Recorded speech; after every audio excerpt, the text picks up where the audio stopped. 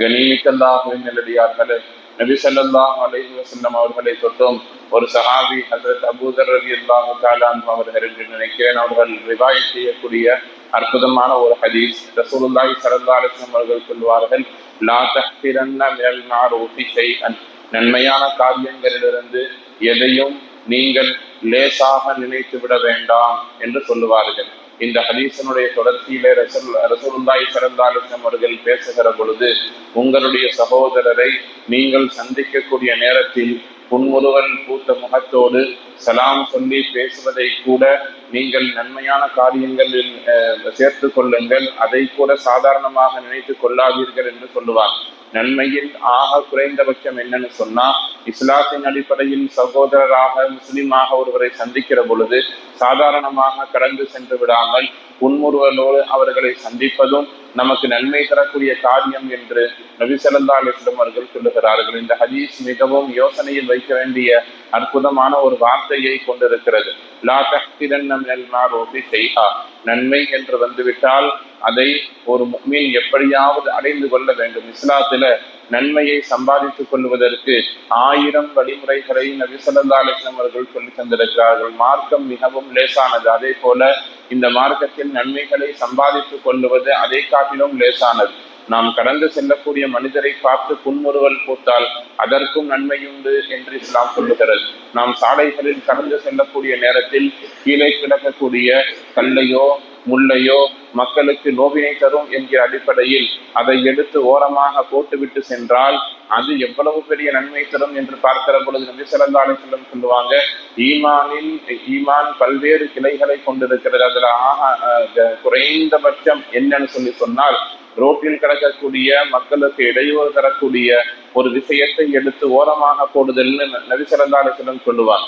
சாலையில் மக்களுக்கு நோவினை தரக்கூடியதை அகற்றுவது ஈமானின் பண்பு, ஈமானிய கிளை என்று நபி ஸல்லல்லாஹு அலைஹி வஸல்லம் அவர்கள் சொல்லுகிறார்கள் சொன்னால், நன்மையை சம்பாதிப்பது எவ்வளவு லேசான ஒரு காரியம் என்பதை நாம் இங்கே யோசித்து பார்க்க கடமைப்பட்டிருக்கிறோம். நபி ஸல்லல்லாஹு அலைஹி வஸல்லம் சொல்லுவாங்க, என்னுடைய உம்மத்திலிருந்து அவர்கள் உம்மத்தினர்கள் செய்யக்கூடிய நல்ல விஷயங்களும் தீய விஷயங்களும் எனக்கு எடுத்து காட்டப்படும், அதை நான் பார்த்து கொண்டிருக்கிறேன்னு சொல்லுவாங்க. நன்மையான காரியம் என்ன, தீமையான காரியம் என்ன என்று சொல்லுகிற பொழுது நபி ஸல்லல்லாஹு அலைஹி வஸல்லம் சொல்லுவாங்க, நல்ல காரியங்களிலிருந்து அவர்கள் சாலைகளில் கிடைக்கக்கூடிய மக்களுக்கு நோவினை தரக்கூடியவற்றை அகற்றுவதையும் கூட எனக்கு நன்மையாக எடுத்து காட்டப்படுகிறது. தீமையான காரியம் என்பது பள்ளிவாசலில் யார் ஒருவர் சளியை சென்றுவிட்டு அதை அப்புறப்படுத்தாமல் செல்கிறாரோ, அதாவது பள்ளிவாசலை அசுத்தம் செய்கிறாரோ, அது தீமையாக எனக்கு எடுத்து காட்டப்பட்டதுன்னு சொல்றார். நாம் சாதாரண நன்மையாக நினைத்து செய்யக்கூடிய காரியங்கள் கூட நபி ஸல்லல்லாஹு அலைஹி வஸல்லம் அவர்களுடைய பார்வைக்கு எடுத்து காட்டப்பட்டு அவர்கள் அதை நேசித்து நமக்காக ஷஃபாஅத் செய்யக்கூடிய அளவிற்கு அந்த நன்மை நமக்கான பிரயோஜனத்தை தரக்கூடியதாக இருக்கிறது. ஒரு முஃமின் இதே நேரத்தில் யோசிக்க வேண்டிய விஷயம் என்னன்னா, எப்படி நன்மையை ஒரு முஃமின் சாதாரணமாக நினைக்க கூடாதோ, அதுபோல பாவமான காரியங்களையும் சந்தேகமான காரியங்களையும் கூட ஒரு முஃமின் சாதாரணமாக நினைத்து கடந்து சென்று விடக்கூடாது.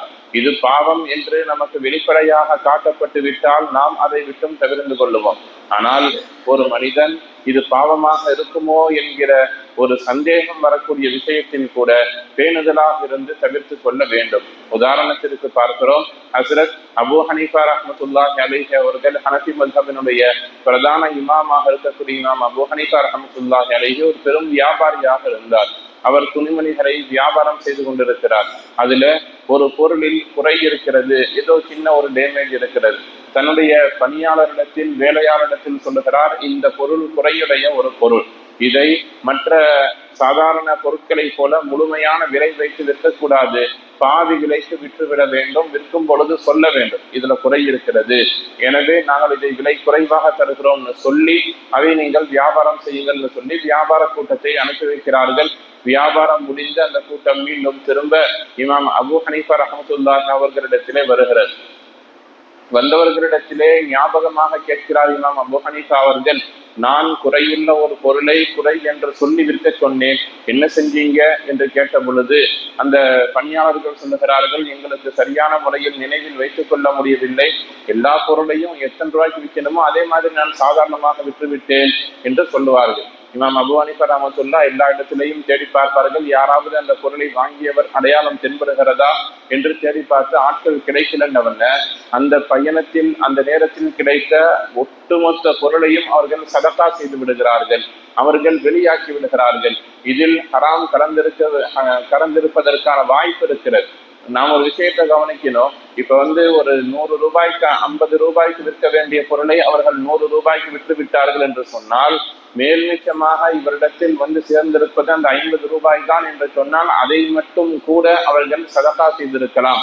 ஆனால் ஒரு ஹராமான வஸ்து கலந்த எந்த ஒரு பொருளும் என்னுடைய வாயிற்படியை மிதித்துவிடக் கூடாது என்பதற்காக ஒட்டுமொத்த லாபத்தையும் ஒட்டுமொத்த அசலையும் அந்த பிரயாணத்தில் அத்தனையையும் அவர்கள் தானம் செய்து தர்மம் செய்து விட்டார்கள் என்று சொன்னால், நாம் கவனிக்கிறோம் ஒரு பாவமான காரியம் என்கிற சந்தேகம் ஒரு இடத்தில் வந்துவிட்டாலும் கூட இமாம்கள் பெரியவர்கள் எப்படி நடந்து கொள்ளுகிறார்கள் என்பது. எனவேதான் ஒரு முஃமின் நன்மையான காரியம் என்று வந்துவிட்டால் அதையும் சாதாரணமாக நினைத்து விடக்கூடாது. பாவமாக இருக்குமோ என்கிற சந்தேகம் வந்துவிட்டாலும் கூட அதையும் சாதாரணமாக நினைத்து கடந்து சென்று விடக்கூடாது. நன்மை தீமைங்கிற விஷயத்துல ரொம்ப கவனமாக இருக்கணும். என்ன காரணம்? அவைதான் நாளை நமக்கு சொர்க்கத்தையோ நரகத்தையோ முடிவு செய்ய போகிறது. நமக்கான சொர்க்கமும் நரகமும் அடிப்படையிலே மீசான் தராசில் நம்முடைய நன்மை தீமைகள் நிறுத்தப்படும் பொழுதுதான் முடிவு செய்கிறது. அதற்கு மேல ஷஃபாத் இருக்கிறது. அதற்கு மேல் இறைவன் பொருந்தி கொண்டு நமக்கு 2இல் 1 கொடுப்பது என்பது 2வது கட்டமாக இருந்தாலும் கூட அடிப்படையில் நன்மை தீமையின் அடிப்படையில் தான் ஒரு முஃமினுடைய சொர்க்கமும் நரகமும் விதியாக்கப்படுகிறது என்பதை கவனத்தில் கொண்டு இறைவனால் எந்தெந்த காரியங்கள் எல்லாம் நன்மை என்று எடுத்துச் சொல்லப்பட்டிருக்கிறதோ, குர்ஆனும் ஹதீஸும் நன்மையான காரியங்களாக எதை நமக்கு அடையாளம் காட்டுகிறதோ அவற்றை வாழ்நாளில் நாம் தேடி தேடி செய்யக்கூடிய நல்ல நசீபையும், இறைவனால் தடுக்கப்பட்டதை விட்டு வாழ்நாள் எல்லாம் தவிர்ந்து வாழக்கூடிய நல்லதொரு தௌஃபீக்கையும் அல்லாஹு ஜல்ல ஷானுஹு தஆலா நம் அனைவருக்கும் தந்து நல்லருள் புரிவானாக. எல்லாம் வல்ல ரப்புல் ஆலமீன் அல்லாஹு ஜல்ல ஷானுஹு தஆலா நம்மையும் நாம் தொழுத இந்த சுபஹனுடைய தொழுகையையும் நம்மிடத்திலிருந்து பரிபூரணமாக கபூல் செய்வானாக. நாம் தொழுத இந்த சுப தொழுகை பரக்கத்தால் இன்றைய தினம் மீதம் இருக்கக்கூடிய 4 வேளை பரதான தொழுகைகளை இமாம் ஜமாத்தோடு உடல் ஆரோக்கியத்தோடு ஆஃபியத்தோடு மன நிம்மதியோடு நின்று தொழுகக்கூடிய நல்ல நசீபை அல்லாஹ் நம் அனைவருக்கும் தந்து நல்லொரு புரிவானாக. இறைவனால் கடமையாக்கப்பட்ட எல்லா காரியங்களையும் மன ஓர்மையோடு எடுத்து செய்கிற நல்ல நசீபையும், இறைவனால் தடுக்கப்பட்டவைகளை விட்டு வாழ்நாள் எல்லாம் தெரிந்து வாழக்கூடிய நல்லதொரு தௌஃபீக்கையும் அல்லாஹ் நம் அனைவருக்கும் தந்தை நல்லொரு புரிவானாக. இன்றைய நாளில் நாம் மேற்கொண்டிருக்கிற வியாபாரங்கள், விவசாயங்கள், கொடுக்கல் வாங்கல் அனைத்திலும் அல்லாஹ் நிரப்பமான லாபத்தையும் அபிவிருத்தியையும் பரக்கத்தையும் தந்திருவானாக. இன்றைய நாளில் நாம் மேற்கொள்ள இருக்கிற பிரயாணங்களை அல்லாஹ் பாதுகாப்பானதாக ஆக்கி தந்திருவானாக. ஆமீன் ஆமீன் யா ரப்பல் ஆலமீன்.